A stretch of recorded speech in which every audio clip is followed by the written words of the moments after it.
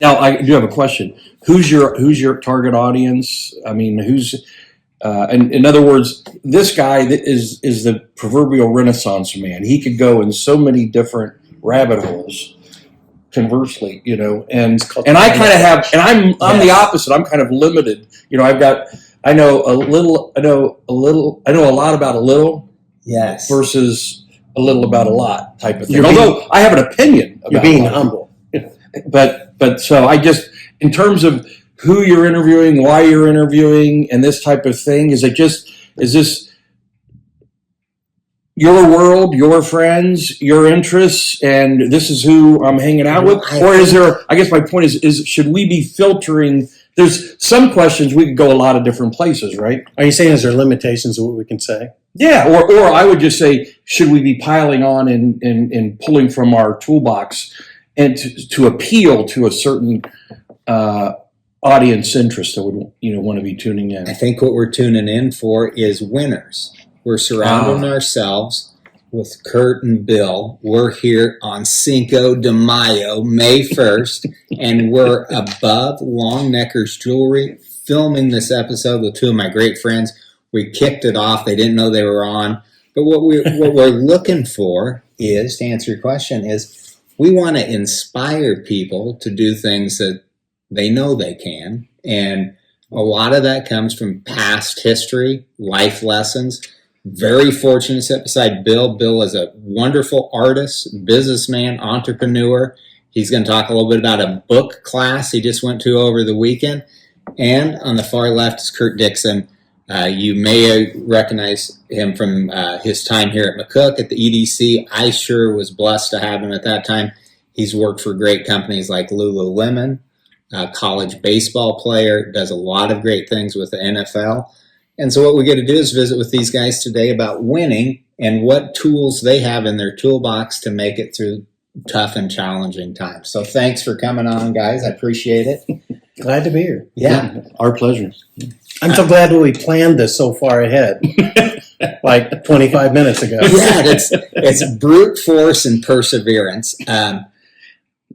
Bill, tell us a little bit about, so Bill does a lot of things besides Longnecker's. You can go to his website. He'll give that to us. But he went to a book writing class and is an artist.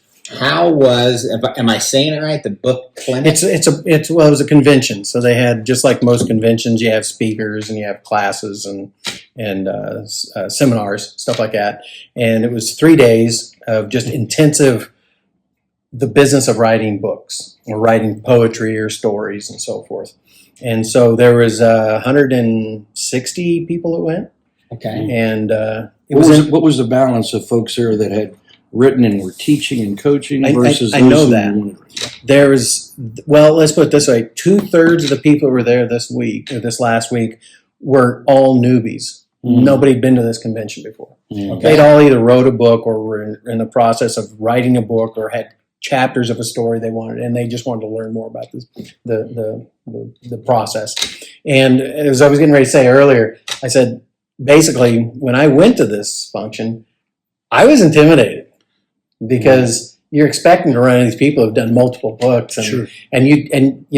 What brought this discussion up is what you were talking about earlier about sometimes not always feeling like you want people to know that you're not the smartest guy in the room. Yeah. Or, and you hold back. Well, I was that way this last week, and I'm not typically that way. I'm a charger. I run into the fire and start patting it out and going, help. And so I ran into this, and when I was panicked the whole time I was driving out there, I'm going, this is stupid. You're in over your head. You're going to look like a fool. And by the time I got done with the process, I realized that most people are in the same shoes I am, and we're all trying to find our way through the process of writing a book, whether it's short stories or poems or whatever it is. And by the time I got to meeting a lot of people and talking to people, sitting through the seminars, you start to realize that, okay, we're all in the same boat here. Okay, it's okay. We're all sinking or paddling or something, but we're here and we're trying to get through this. And it was a very positive experience. I learned a lot. And you'd already published a book, right? Yeah, the Jewelry Chronicles. And so this morning I got an email from one of the guys I met there. He's from Grand Island, And he said in the email, he said he was really great to have made my acquaintance. And he said it was really nice to have somebody there to go through that experience with, because I'd never been there before. And that was it. You had a lot of camaraderie that we left with. And it was a great experience. But that's one of the things I'm doing. So, yeah. Thank you for sharing that. That's what I think is great. Bill, I've known for a long time, lots of confidence.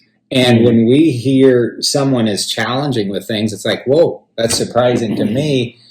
But I appreciate you sharing that. And that's awesome that you got to see that. If somebody wants to see your book, Bill, the one that's out now, how do they get this thing? Well, I've only got a few copies left. Okay. So I sold several last week. I sold some a few weeks before. So I'm running out of copies, but I've got a few. But you can also order it through blurb.com and search for the Jewelry Chronicles, and it'll pop up.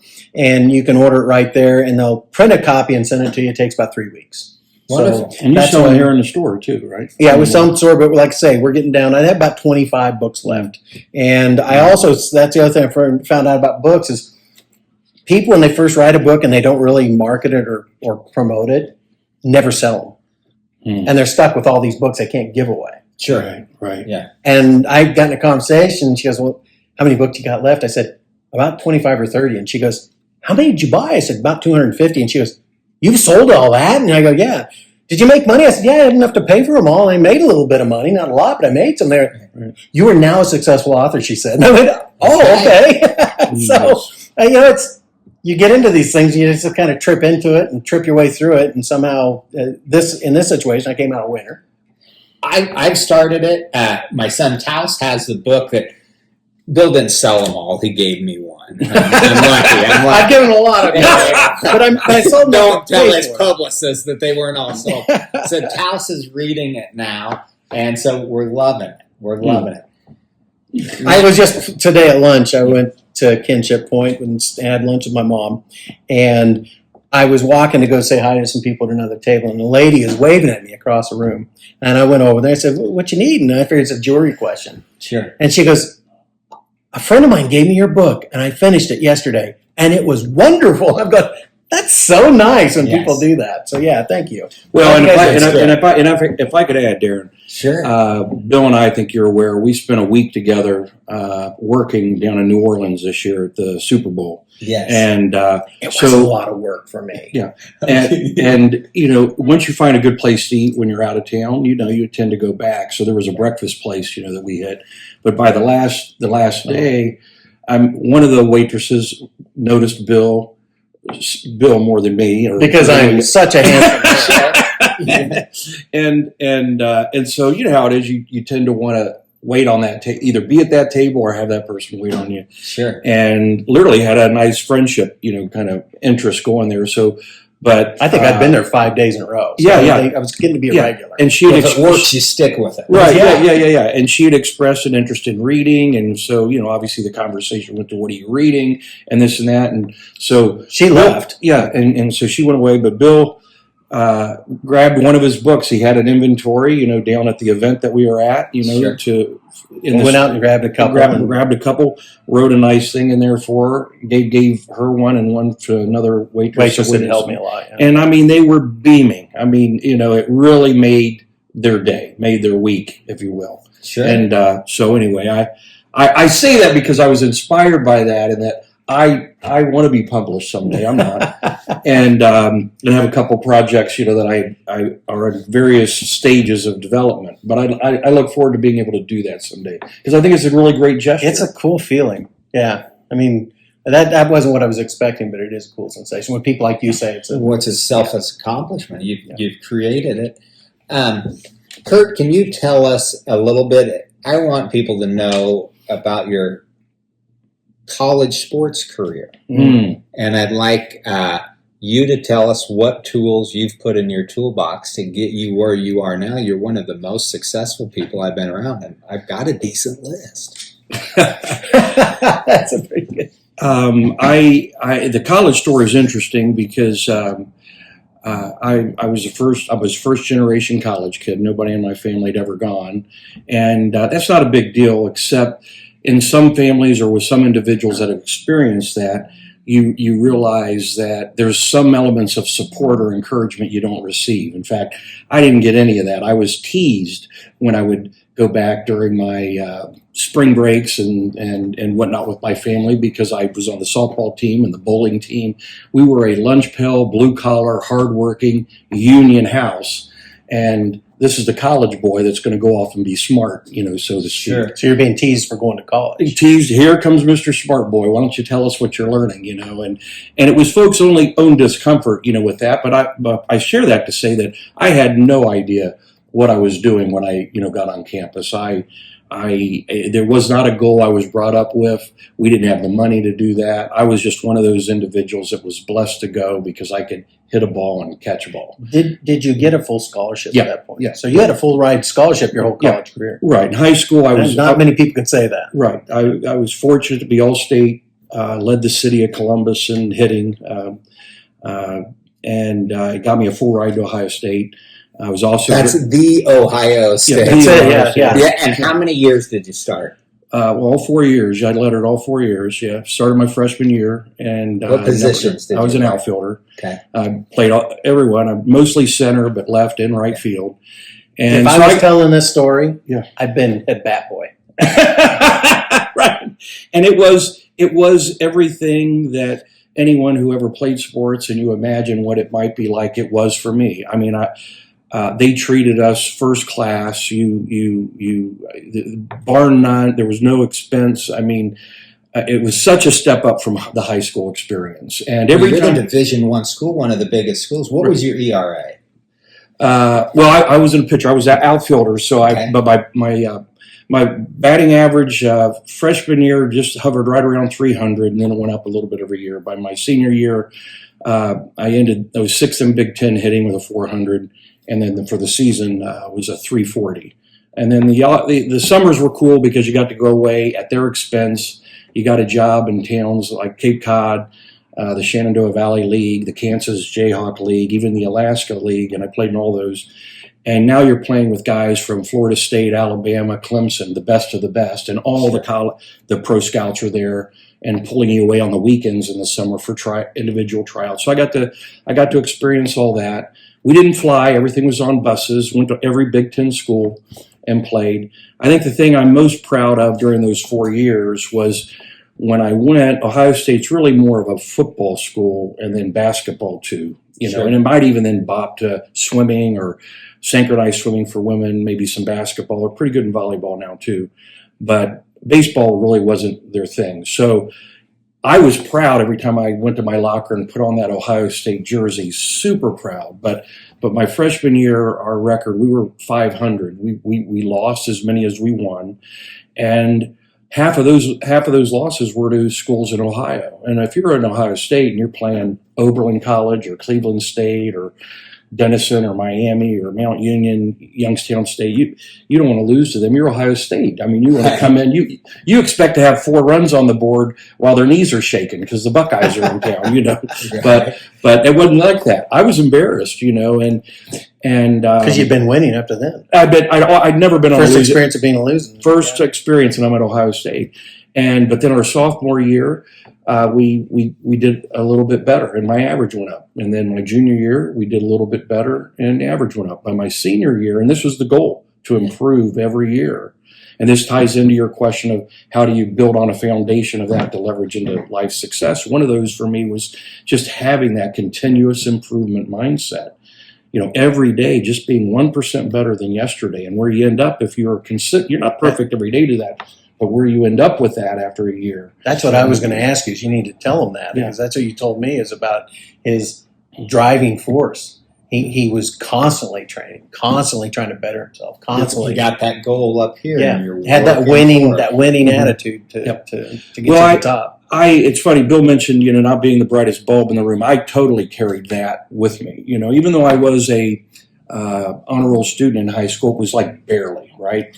And I almost flunked out my freshman year. I mean, I barely got that GPA to where it was acceptable. It was a high C average. And it wasn't that was unacceptable to any of my family. Again, they didn't have any academic standards for me or anything. They just wanted to see me play They were ball. just happy you're in college. Yeah, and playing ball, Sure. But for me, something clicked that it's unacceptable, and so I got the help I needed, tutors. I got the support I needed, and to spend time with my advisor. And then I always had a rule: no one will outwork me. So whether it was Yes. getting to practice early or staying late, I was never going to have to sit the bench for a lack of effort or attitude. And then how that paid off for me my senior year was, you're not anointed captain, you're voted captain. So after spending 3 years, you're going into your senior year, who's going to be the leader of the team, the student leader of the team with the coaches. And I was fortunate to be a captain. And all we did that season was we won the East Division Big Ten Championship after being a 500 team my freshman year, which took us to the Big Ten playoffs in Champaign, Illinois, with Michigan. There were 2 from the East, 2 from the West. And in that round robin tournament, we beat Minnesota, who ended up winning the Big Ten. But we beat them the first game, beat Michigan for the 3rd time that year out of 5 tries. And we were the winner of the winner's bracket on Sunday. Minnesota came in as the team we'd already beat. We weren't cocky. They were just that good, but we were pretty good too. And they beat us twice on a Sunday. Otherwise, I'd be wearing my Big Ten championship ring. And you really don't get a lot of kudos for second place. Yeah. But for us to get that far and to be right there was nothing short of extraordinary. And then I've got my dad saved before his passing newspaper clippings, which showed that team in 1982, up to that point, in 102 years of Ohio State baseball, there were articles in the Columbus Dispatch and the campus student lantern paper that said we rewrote the Ohio State baseball record book. There were over 26 individual and team records that were set for hitting and pitching. And they stood for like 10 years, even though teams that came later started playing more games. They added a second spring trip. So I'm really proud about where we started versus where we ended up. And then how those records and individuals stood. And that doesn't mean that everybody on that team liked each other, hung out together. We had partiers, we had loners, but we figured out a way to take the different personalities and the different talents that were there and get folks to want to play together. And for me, I met Christ when I was a freshman there, totally flipped my life from that partying guy that I was in high school. And I guess people respected that. Sure. And but we had Jewish folks on our team. We had one Muslim on our team. We had different faiths.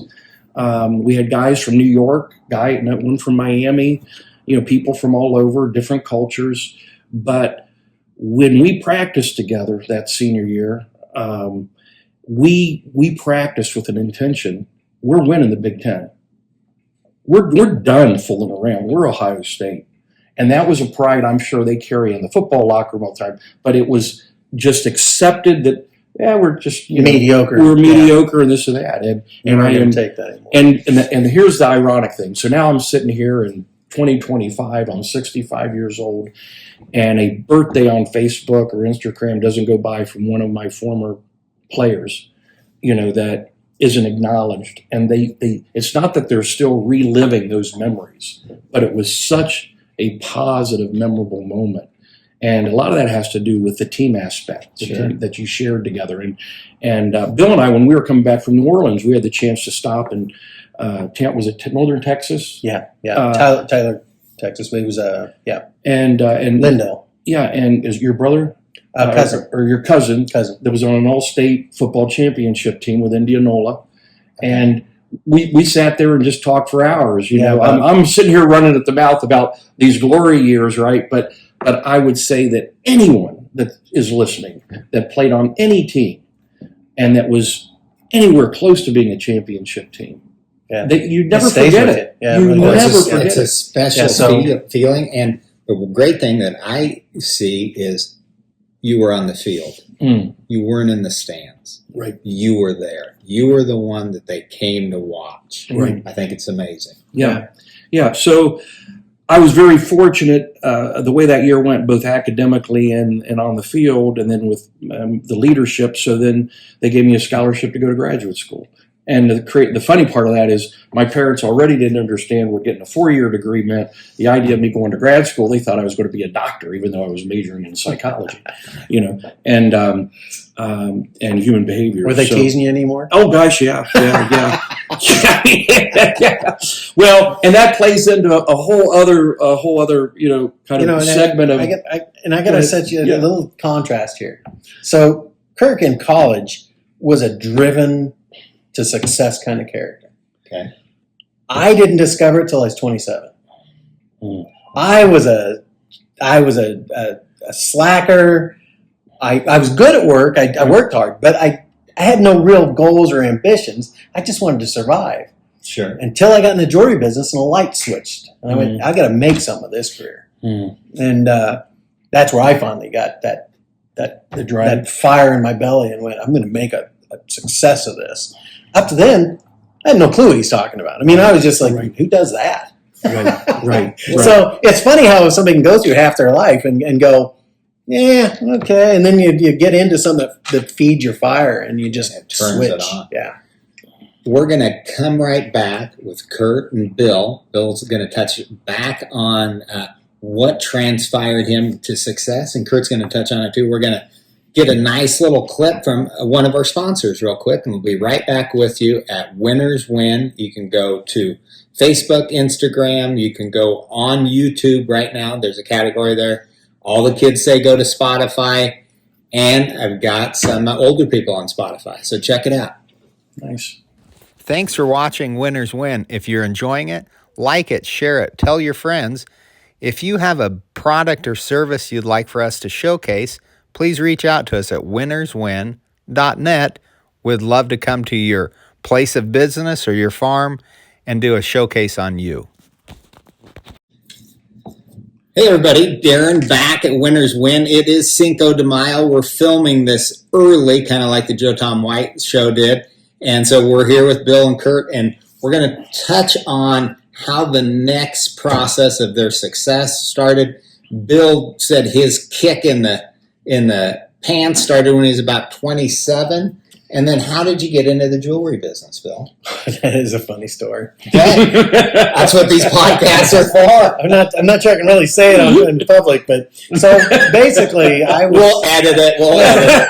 I was working at a car dealership trying to break my teeth into, that's when I was taking life serious. I decided to make something myself as a salesman and went to work at the car dealership, and I became their top salesman 3 months into the job. And I told the guy when he hired me, I said, if you hire me, I'll be your top salesman in 3 months. And I did it. That's how driven I was at that point. Gone through a divorce, and I was like, I got to get my life going. I'm free. I got to do something with this life. And so I did. And did you know you could sell at that time? I was always told I was a natural character.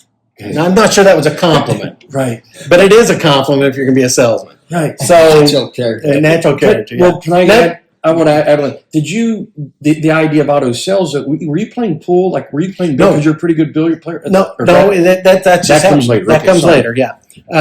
So anyway, so what happened is, as I was at the dealership, you have some time to sit around and talk, and the guy says something about pool league, and I went.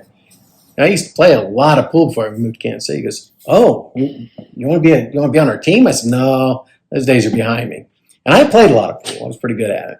And I said, no, I declined. And a month or two later, actually several months later, he says, hey, Bill, you said you were a pretty good pool player. I said, yeah, I am. And he says, we need somebody to fill in tonight. Could you just play one night with us? I said, yeah, I'll do that. Sure. So I called my girlfriend at the time, said, hey, I'm going to be late. I'm going to play some pool with these guys. They've got a pool league. She goes, that's fine. Just drive safe. I said, I will. I get in a conversation with the guy's girlfriend, and I broke up with my girl. No, I'm just teasing. So, so she gets. I got in a conversation, and she goes, "What do you do?" I said, well, "I work with your boyfriend." And what do you do there? I said, "Well, I sell cars like he does." Do you like it? I said, "I absolutely." And this is where I don't want to say what I want to say, but I absolutely hate it. I just despise the car business. I said, "I like sales. I just don't like the car business." And she goes, "You should get in our business because we have a lot of ex-car salespeople. They really like it because customers are a lot nicer. I said, what do you do? And she goes, I sell jewelry at a jewelry store. And I went, you hiring? Right. And the next day I got an application and got actually a week and a half of interviews. I went clear up to the regional manager of 12 stores interviewed me, and that's when they offered me the assistant manager's job at Hillsburg Diamonds. And I was at their Keystone store in Kansas City at the Country Club Plaza. And so that was my first thing. When I got into it, I realized that every little piece of jewelry was carved, and an artist made this. Well, being an artist, I was intrigued, and I thought, this is my kind of business here. I could sell this stuff. And the rest is sort of history. So, how many years ago was that, Bill? That was in 91. 91. Yeah. How many? 34 years. How many years have you been on the bricks in McCook? If you haven't been to his store, you've got to. It's on Norse. It's on the bricks. Longnecker's. Bill will give us a Facebook page and stuff. But how many years have you been here? 26 in McCook. 26. Yeah, I was 2 years up in Imperial, 3 years in Imperial, and I came down here and opened my second store, and then everything fell apart up there. Okay. So, so basically, my first location was down on the corner of Norris and C Street, and then the Johnsons closed down the jewelry store that's in this building. Okay. And they just stayed in Lexington and closed this one down. A year later, I finally made an offer on the building. He sold it to me. So that's how I moved up to this building up here. It used to be Johnson's, so. I'll be done.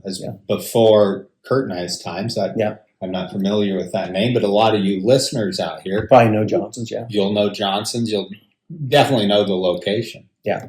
But yeah, that's kind of how I got into the business.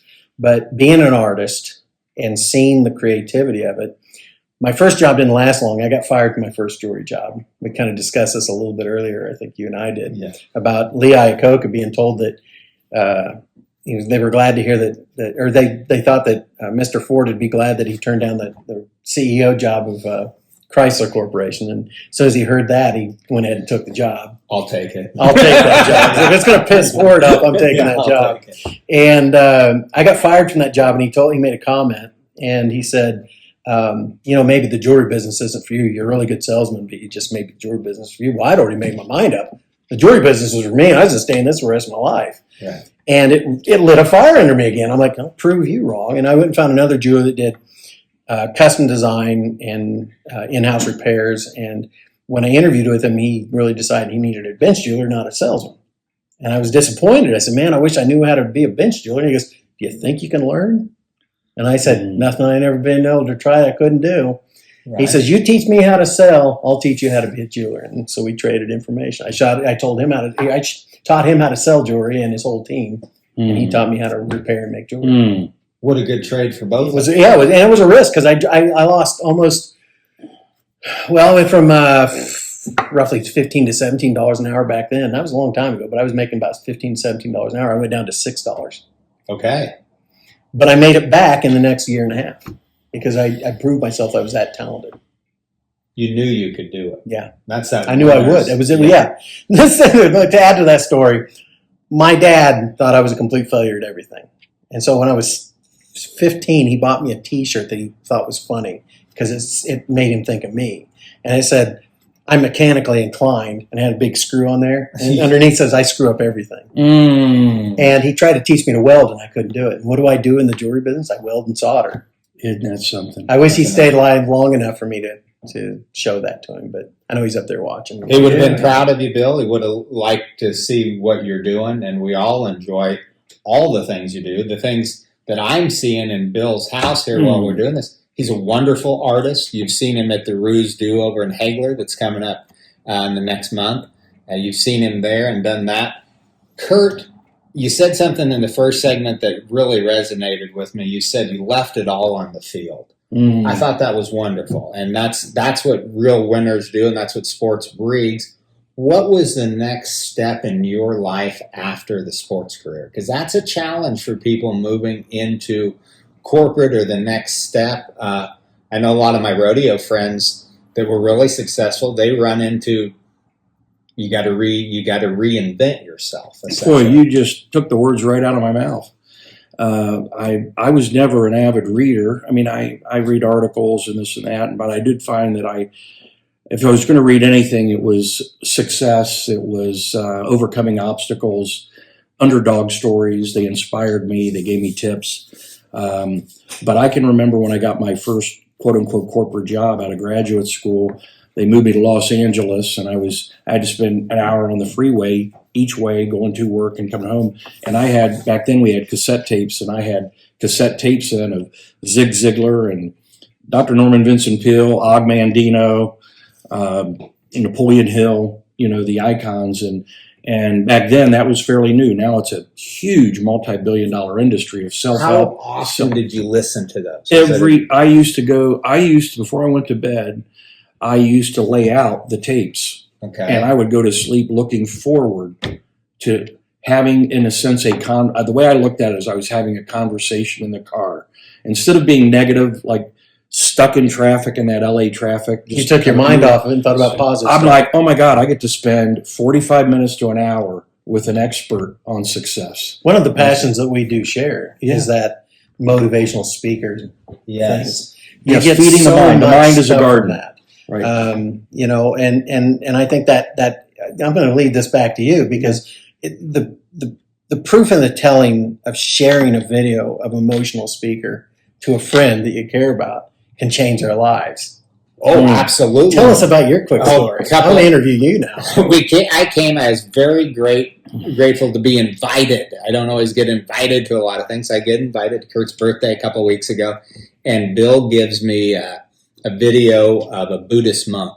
I got it from him. And I got it from Kirk. And I'll give it, and we'll put it on here. And I listened to it, and it just tells me after my health stuff, you got to live in the moment. In the moment. You've got to live in the moment. Right now. Leave the past behind. And it's about right now, and I totally believe in the Holy Spirit, and I'm going through my life, and I go, I've beat some health stuff. I've started businesses with no money. Bill gives me this great encouragement, and that's what friends are, and that's what this show is. Winners win, to encourage people. They tell me, I say, I want to do a podcast. I know a lot of people. And not only did they say, yeah, go do it, they pushed me, they kicked me, and they encouraged me, and they're two of the main reasons I just said, I'm going to do it. And the next day, I text Kirk, go, he's doing a podcast. Yeah. I left my job and took a change in the river. But when you have friends that encourage you, and Chance and I ate downtown at the pizza place today. Used to be Luke's. It's now The station. The station. And we're eating there. It's wonderful. They got a gluten-free pizza. Bill and I had one tonight. It's great. And so I'm there, and I'm going, you gotta take a risk, and that's all there is to it.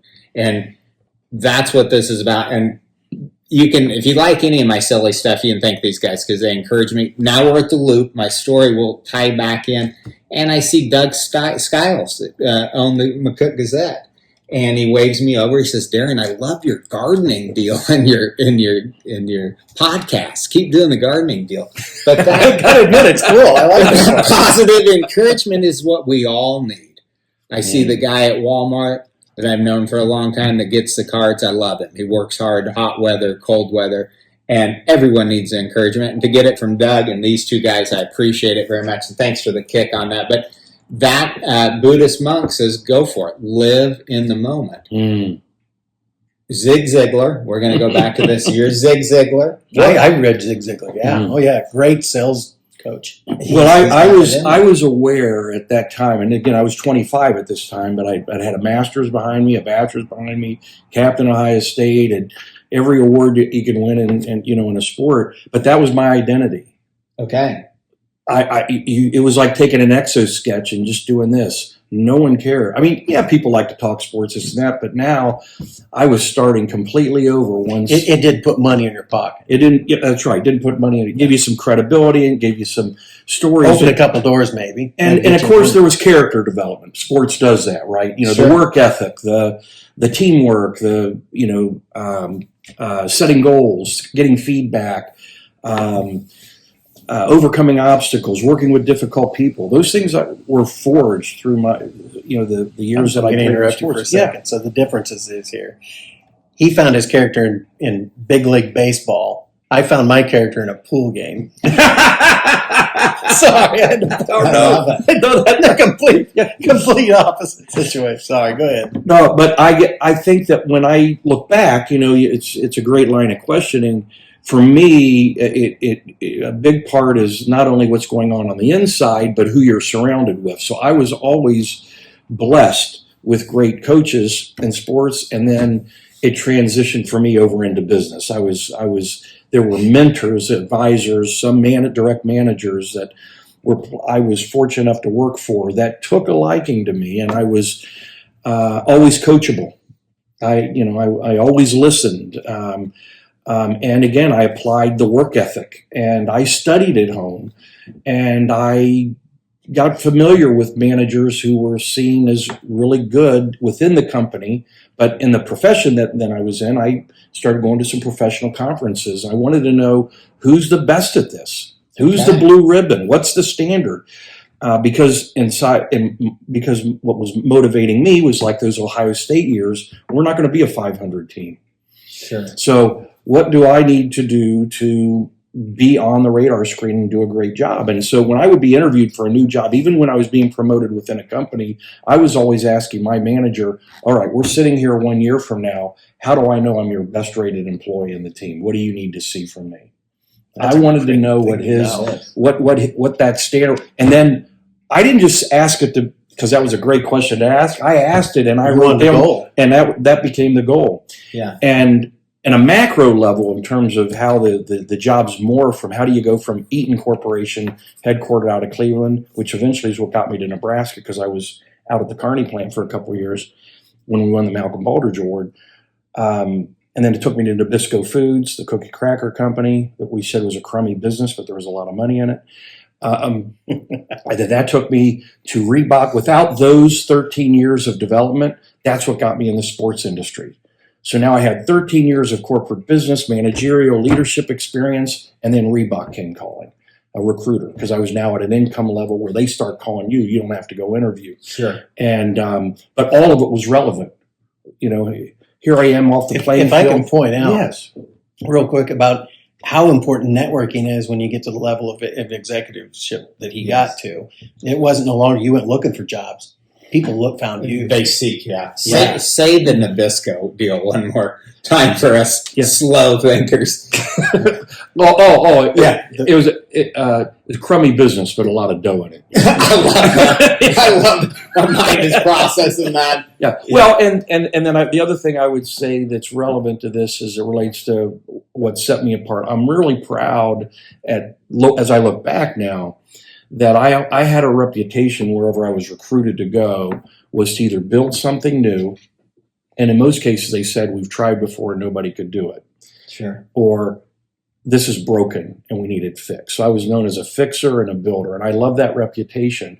And if you think about, again, the story I told you about Ohio State, and there's other kind of side stories, that kind of played to my personality. So I think it's important when you talk about winners win, you kind of intuitively through your life experiences get to know, boy, that really worked for me. I was really good at that. Sure. I was good at that, and I didn't enjoy it, but I was really good at it. But this I enjoyed, and I was good at it. Maybe there's something there. I'm not sure where I learned it, but I know it was probably through one of my motivational tapes to always ask two questions in everything you do. Okay. What did I do that I did well and enjoyed? And then what did I do that I'm glad I learned it, but I could care less whether I ever did it again? Sure. And I was using that to help grind to get to a place to where I had a match between I'm good at something that was filling a need, but I really enjoyed it. Because I wasn't one of those people that said, I'm going to be an accountant when I grow up. I'm going to be a doctor. I'm going to be an attorney. I had no clue what I was going to do because I was an athlete. Right. So I had to completely reinvent myself. So the mission one for me was go wherever there was a need that I could add value, learn as much as I can, and then ask those questions. What did I do that I learned that's great, but for me is disposable, but what do I want to add to my toolbox and have in my next job. Yes. And I was literally building that. And so, and then what happens is time passes, 25 years. So that's how you go from a Reebok to the NFL, to a Lululemon, an upstart in Canada, to Howard University, to 25 years doing an event at the Super Bowl. It's easy for those to roll off the tongue today, but there was a time when I hadn't done one event at the Super Bowl. I was involved in the design of one and a pilot. We didn't know it was going to keep going every year.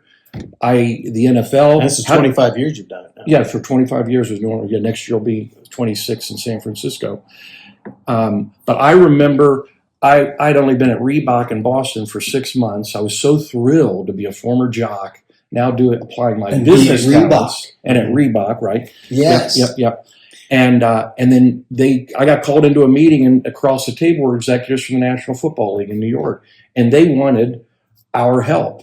Sure. And I didn't even know why I was invited to the meeting, but it was, they were just piloting in 1992 the first, while guys are still playing in the league during the 12-week off season, how can we give these guys a career experience outside of football? Because they're all going to need one. Back then, they weren't making the money they were today. Mm-hmm. Right. And there had to be a bridge from professional to that's private. right. And what in the NFL, what most people don't even play 3 years. Right, 3.2 years is the 3.2, average. yeah. Is the average. If I can ask a probing question here. Sure. So all we've heard is success, but through all those years of success, did you ever run into a job where you're like, this is not working? I need to get out of this and get into something different. Absolutely, yeah. It wasn't all filled with gravy. Oh gosh, no, and in fact, after you know what I mean, not to be a Debbie Downer, but there's also struggle in that. All your success, you still struggle. Everybody struggles. Yeah. Well, I have to give you 2 examples, maybe 3. One was the Nabisco. I opened that can, didn't I? Okay, where's the duct tape? Yeah. I went from Kearney, Nebraska to Philadelphia. And basically, my charge was, in my role, you work with the plant manager and the senior team and the union leadership. And if you don't fix this in 2 years, we're closing the plant. And it was like 1,200 people were going to lose their job. Okay. They were done. It was the Bakery, Confectionery, Tobacco Workers, BCT. I grew up in a union family. I spoke the language, but I was an office guy. But I was also this team building guy. And this was a plant or a bakery that had wildcat strikes where people died in 1953. And when I started proposing, we're going to have management go through leadership and team building training with union leadership, they pulled me aside and told me, Kirk, we're not blowing this up. People are going to die. We have generations that haven't been born yet that hate them. It was truly one of those antagonistic, culturally separate thing. And so I went into a role to be not just the cheerleader, but someone who was getting people to earn their trust and build some bridges that we could build upon. And I was proud that after 18 months I left there, they promoted me to corporate in New Jersey with Nabisco based off of those results. And I have a plaque at home that is only one of 6 plaques that they pass around the union leadership. And I'm the only management person, to my knowledge, that ever got one. And it was based off of those work. But it was laced with failure. I mean, I still remember going into one of those meetings where because they always joked about I was Mr. Positive, and this and that, but that's part of the game. You have to be. To be. And I'm telling you, the negativity was so thick in this place. I mean, I can remember walking through the men's locker room at work, and there are poker parties going on, everybody. The former manager never walked through there because he was scared to death. That he might not come out alive type of thing. And of course, they didn't make me feel welcome. Come on over here. It was a stare down as you was walking. It was. Through. I mean, the sunroof on my car was broke from a brick that was thrown out over the top. There were threats. The sheriff had to follow me home. I mean, because you were talking about failures throughout it. I remember telling them that we're going to do the management training together. And when they told me, Kirk, someone's going to die, I remember them laughing because I went, awesome. Yeah. This will be great. and they looked at each other going, did he just say awesome? And I said, listen, no, at least they're listening. They know we're serious. We're really going to do this. Yeah. We're getting a reaction, and so that ties into having just believing so much that truth, doing the right thing, and what you're up to is gonna matter, and it's gonna make a difference, is gonna win the day, right? So there was a lot of that. And the other reason I was telling you that story was when the NFL showed up in that meeting at Reebok, it was a time where I had no business, given the function that I was a part of, human resources at the time, thinking I was ever going to be doing work with the NFL for the next 30 years. So, because I was doing it at 5 before we did the P&E at 25. And I can remember a quiet voice saying to myself, I'm going to work with these guys. I don't know how. I don't know where, but when I leave Reebok, I am going to be working with. Could you feel it like an energy? Is that what it was? Yeah. And I didn't tell anybody. It was just a quiet confidence, a resolve. Sure. But I believe that raised in my radar or level of awareness for anything that I heard or read that had anything to do with there's a need in that relationship. So I did what I was told to do. I made sure we were excellent. And the reality is that the internship program we created there, if you go in the NFL, and the NFL is still a model being used today, and they give us credit at Reebok for that. And I was one to champion that. That's awesome. But I maintained the personal relationships with folks within the league, and then wherever they went afterwards. And it's what led to the opportunities that I got when I left Reebok. I was at the NFL for 2 years, and then that led to one of the other losses that I experienced because there were failures. I was also with Intimate Brands for a very quick sprint, 2 years. Could you explain what that is? Victoria's Secrets and Bath and Body Works. So I worked for them for 2 years. Okay. And they hired me because I'd done all these things at the places I'd been up to then, and they needed some help. They did need the help. Where but was they the didn't. Headquarters at? That was in Columbus, Ohio, and that was cool because that was my hometown. So Sure. after being kind of away for 18 years, I got to go back and be close to family. Now I'm a big shot in corporate. I kind of achieved the dream, and yet it was a miserable culture. And now his family was going, here comes Kirk. Yeah. Well, the women loved Christmases at that time because Sure. they always got a lot of free products. Oh, So there you go. but I can remember leaving that job completely feeling like a failure, having not moved the peanut at all, but telling myself I need to write a book called "Smart People Behaving Badly." All the horror stories of corporate politics and people lying and doing underhanded things, Climbing that ladder. You don't know who you can stab in the back. You don't know who. I experienced all of it firsthand, and you have to remember, up to that point, none of my life had been based off of that. Wow. You don't win on teams behaving that way. I hate to say it, but I'm glad I asked that question. Yeah, absolutely. Oh gosh, we went. Jeez. Tip it back a little bit. So, if I may, Sure. my story wasn't like that. Yes. See, my story was filled with struggles. I mean, and like we talked about earlier, we were talking about business, starting a business, buying a business. Right. And, Oh, yeah, you know, yeah. Tell just us. to buy a business. And so I didn't. I started a business with no clients. I had no customers, no clients, no nothing. I had no database. I opened my store with jewelry and opened up the doors and said, please do business with me. And I'll tell you, a business plan that had the vision and all of it mapped out. Yeah, oh yeah, my business plan was rock solid. And it did prove it right.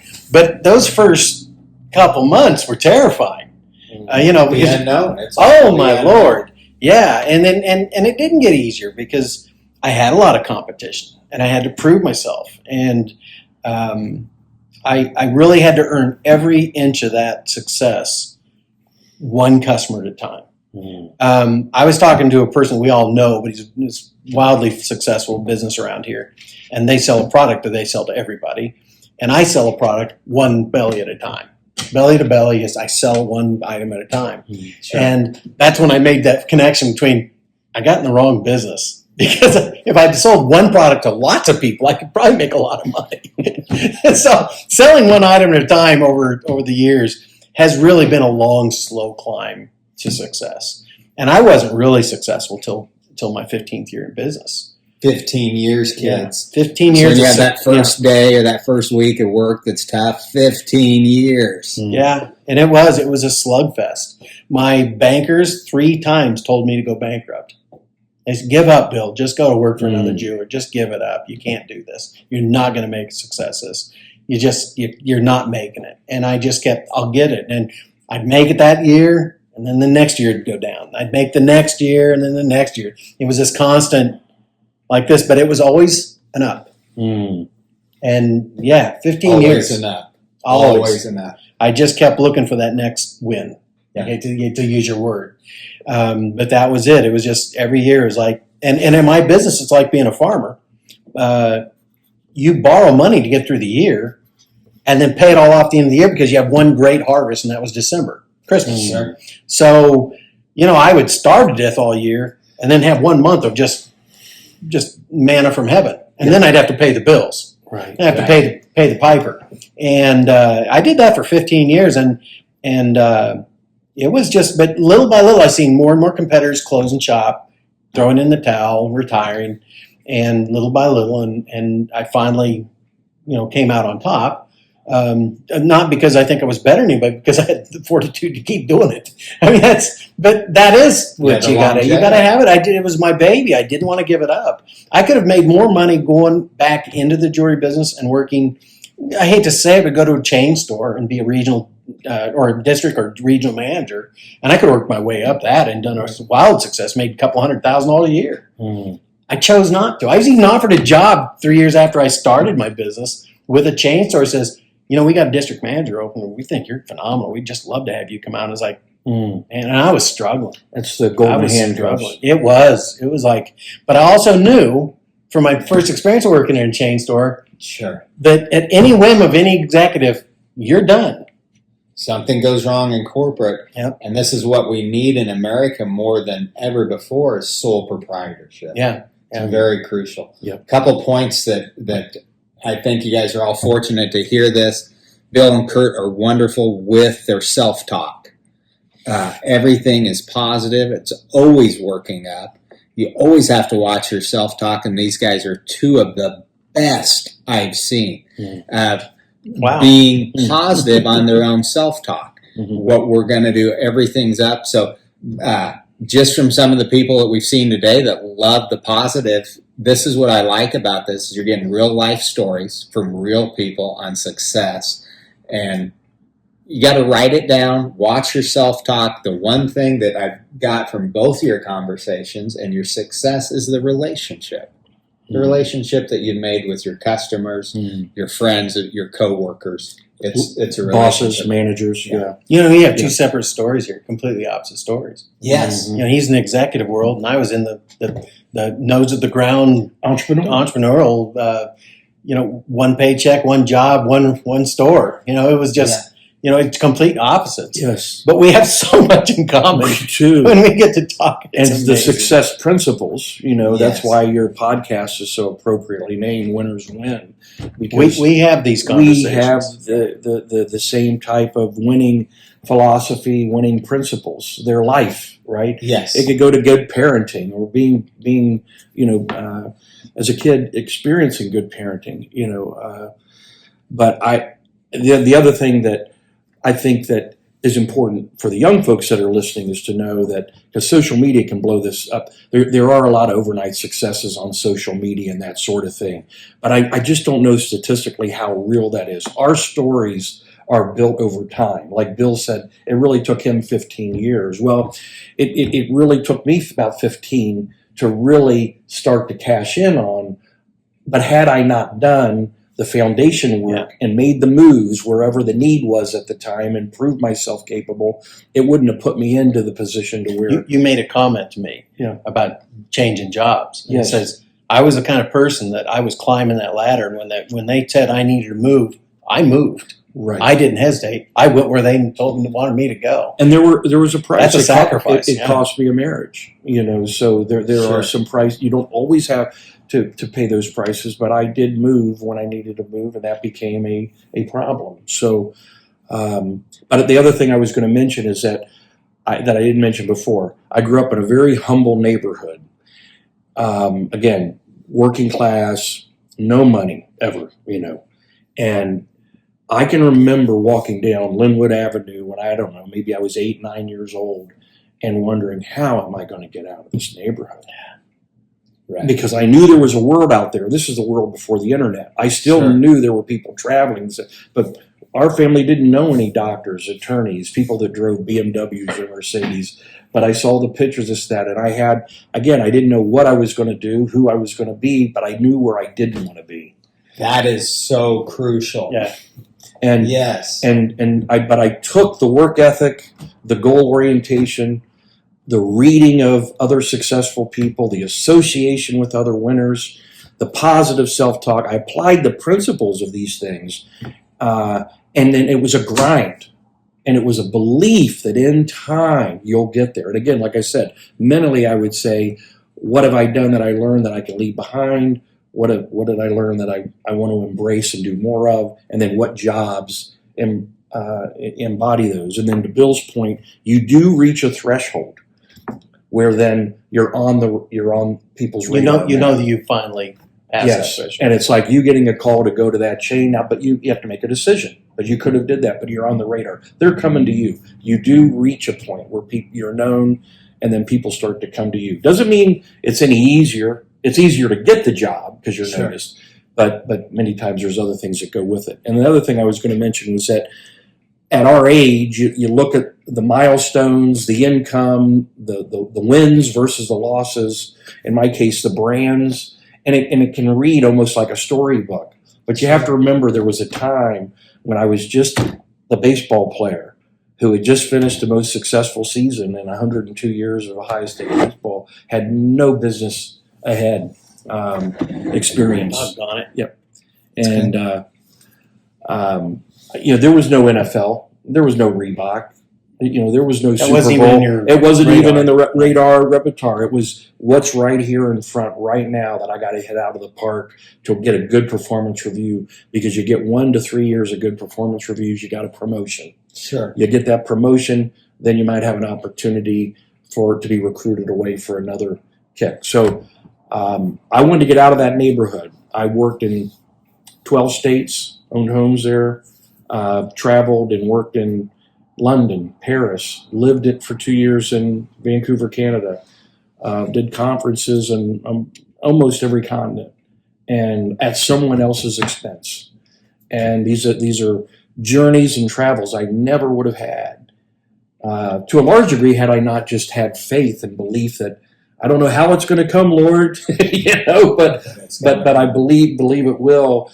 And then to Bill's point, there's always relationships. There's always someone that you impress. You feel the need, see a need, feel a need. There's more complete opposites between you and I, and I mean, we all have these experiences, but for mine, I've told you this. When I left high school, I just wanted to get a job. I had no ambition. And I say I was 27 before I finally kicked in. Sure. But see, where you were just a driver from the get-go, I was like the most likely not to do anything in my life. It kills me when you say that, but you say that. But yet there's the switch. There's a switch that goes off where you just go, I deserve better. I need to do this. I need to really focus on something. But I didn't have anything really caught my attention. Right. You had baseball, led you into college, led you into that degree, and got you into that executive thing. I had nothing. I had nothing to spark it until I found the jewelry business, and that sparked everything. And when I had the passion, did you feel it? I had the passion. You had even less, which is what's impressive about his story. He grew up with he didn't believe his parents believed he was going to do anything. It'd be one thing to start with nothing, but Mom always said I should be, but I didn't believe her. Yeah, let's put it that way. But it's great that at least you've got your parents or a teacher or a coach or someone that lets you know, see something in you don't see in yourself or believe. But in Bill's story, he didn't even have that. Yeah. And you just, everyone that knows Bill, I wouldn't think that till our last few conversations. In my mind, Bill's one of the most successful people in the Southwest Nebraska. Thank you. I appreciate that. Well, I know a lot of people. I know almost all the business owners within 250 miles. And what you've done with longevity is extremely impressive. In the last 5 years, let's face it, there's been challenges. We're doing a podcast now because other advertising is It's kind of, non-existent. yeah, it's just fallen away. And so what you've done in longevity, because you go to, a lot of things, most businesses don't last 3 years. I know, yeah. Well, most people never pay back an SBA loan. I paid back 3 of them. Yes. Yep. Yeah. You kids, I got a lot of kids that listen all over. And this is what I want you to hear. If you made it to the end of this, you deserve it because you can do it. Yeah. They can do it. Yeah, Absolutely. And what it comes down to is passion. You had a passion. You had a passion not to fail. I didn't have a passion until I got in the jewelry business. And the passion was I wanted to make success of it. Yes. It was an artistic thing that I could actually use my artistic abilities for, which I should have went to art school and didn't. Right. And I ended up, as I always joke people, I was the guy that should have went to art school, didn't, and ended up making a living with my art abilities. That's amazing. Oh. That is just a strange twist of fate. A happy accident, as Bob Ross would say. It turns back in. When you come to Bill's, he's one of the few jewelers anywhere that makes in-house most of his jewelry. He's got 2 professionals downstairs. They're not working now. 3.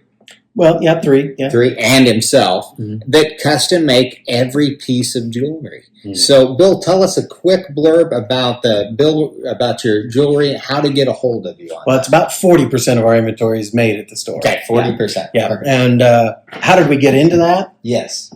Really what it came down to is when I first got in the jewelry business, way back when I was working for my first mentor, and I taught him how to sell, and he was making jewelry, but he was carving waxes. And I learned to carve waxes working there. And what happened is I asked him about CAD designs because I knew that the big manufacturers did CAD. So they designed them on a CAD. Then they used metal molds to make the models. And then they shoot the wax into a steel mold. Okay. And they came up with a perfect model. And so that was a different industry. But the software was fascinating to me. And we talked about this earlier, I got into computers in 1985.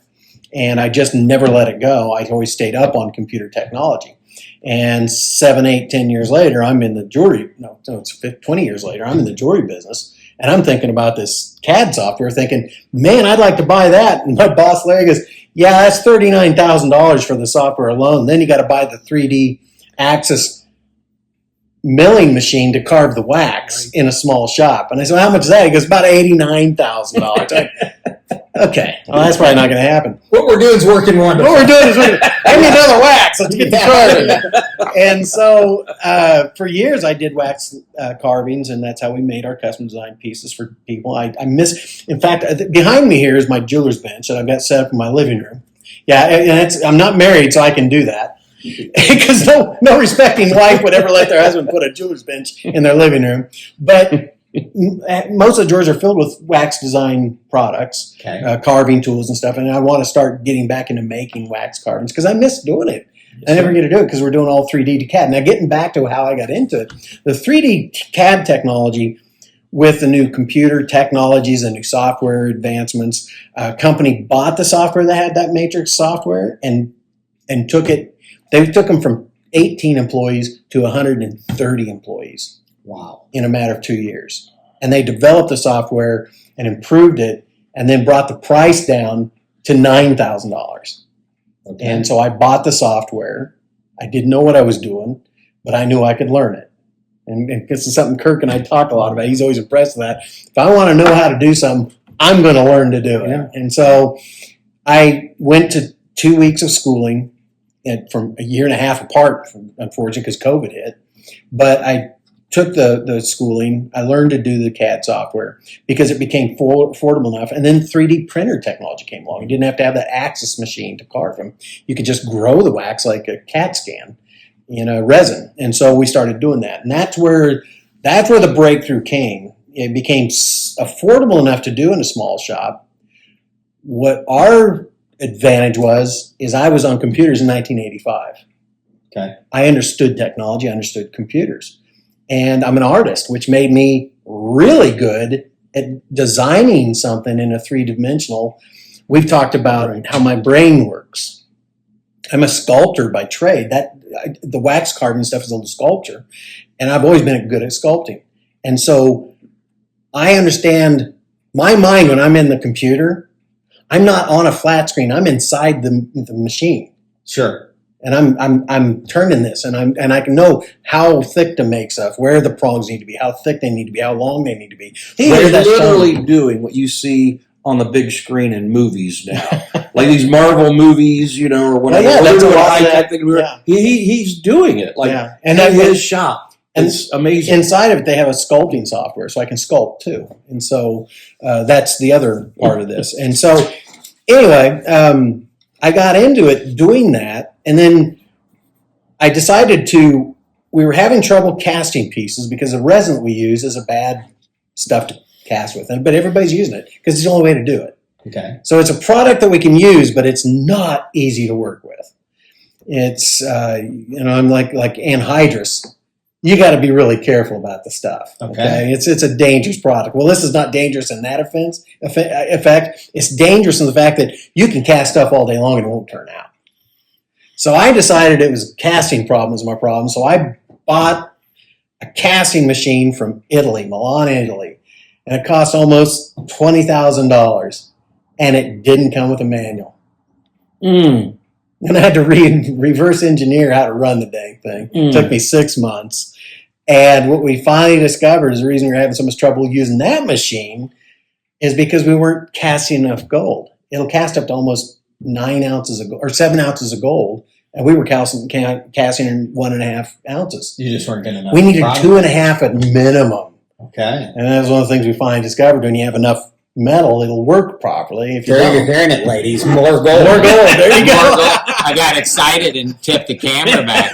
You got to know, Bill's got to put the gold in there. He has to add it. It's not an option. So that discovery of what we discovered is, man, the only way to really make this efficient is when we're making a piece of jewelry for a customer or two, and sometimes this time we were doing 3 or 4 pieces for customers, but we had to fill the sprue. The sprue is a tree that you put the models on. And so we said, I can design stuff, and we'll just start making stuff for the store. Let's just see what happens. So we started making jewelry. Every time we cast a jeweler's customer, we were casting our stuff. We ended up doing 15 pieces of our jewelry and 3 or 4 pieces for customers. Well, eventually, I was so busy doing this that I didn't have time to do custom design more. And I just finally called the few people I had left wanting custom pieces. Said, I just don't have time to do it because I was working day and night trying to get custom designs done, and I just didn't have time. Sure. Business grew. COVID came and business really exploded, and hiring more employees, training more employees, and it became a point where I just didn't have time for custom design anymore. And so now we just make stuff for the store, and that's kind of a long story answering your question, but it became a happy accident again, another Bob Ross moment, where we did it because we had to cast enough gold. And we figured if we're casting that much gold, let's make some jewelry out of it. Put it in. Yeah, if you're going to have all that gold being melted, let's make some of our own pieces. And we had plenty of diamonds that we've accumulated, little tiny diamond jacks and stuff with. People trade stuff in all the time. You can't sell it, so you just sit on it. Well, that gave us an opportunity to start using those diamonds we've been collecting. And then you're turning stuff over? Turning inventory. And now our recycled gold, we buy enough recycle or trade in enough recycled gold that it gets turned right back into we send it to the recycler, they send us back 24 karat, and we maintain a level of casting stock of 24 karat that we've maintained that for about 4 years now. Okay. It never goes down, it never goes up. We just keep right at that level of gold because we have enough recycled gold coming in, so we never have to buy new gold. I haven't had to buy brand new 24 karat gold in over 5 years. That's wonderful. Yeah, because it's recycled. And it's going up. Oh, yeah. It's going Yeah, up. when I look at my inventory now, I go, whew, Yeah. I can take a nice little vacation there and maybe take a few friends. How do they get a hold of you to come to the store and buy something? Or a phone number. It's the easiest way to do it, most people. But you can find us on, if you search Google, you search Longnecker Jewelry, our page will come up. In fact, I was talking to our SEO people here this week, and she says, every time I search for your page, it comes up. I said, I have no competition in the area. And she goes, wow. And then she says this, she goes, you have 5-star Google rating. I said, yeah. And she goes, that's what's pushing you to the top. So if you search for me in Google, we'll pop right to the top if you're in the area. If you're not, search for Longnecker Jewelry. We'll pop up and you can find us there. Our phone number's there, email's there, Facebook connections are there. There's a plethora of ways to get a hold of us. You can call us or you can text us. Okay. Either way. You can go to our website and you can actually order stuff on the website, but it's a quote. Request a quote, we'll give you a call and talk to you about the item you requested. I'm going to give a plug for our friend, our colleague here. It's I've known Bill since 2008. I know more about his business now, the jewelry business, and personal too. But Probably too much personally. probably. But the standard of excellence with this guy and his team is as high as anything that I know I've experienced out of these name brands that I've been associated with. I mean, if he's going to do something for you, he is going to make sure it is done right. And he is going to ride that pony.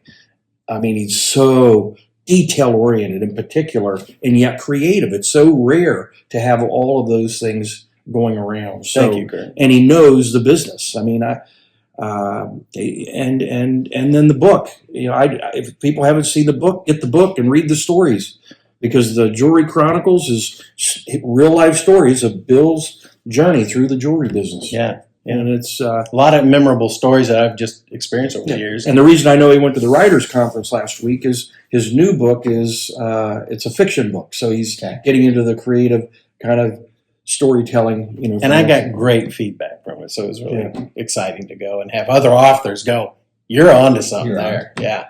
I want to thank everybody for listening. Thank you, Thank Kirk, you for being having here. us. Thanks, Bill, for coming on. Thanks for the push. Tell your friends about this. And like those kids say, I think you're supposed to hit like and subscribe. Like and subscribe. Yeah, I didn't know what it was. I didn't know what Spotify was. I do now. Thank you. And don't guys. forget, winners win. winnerswin.com, .net. It's all on there.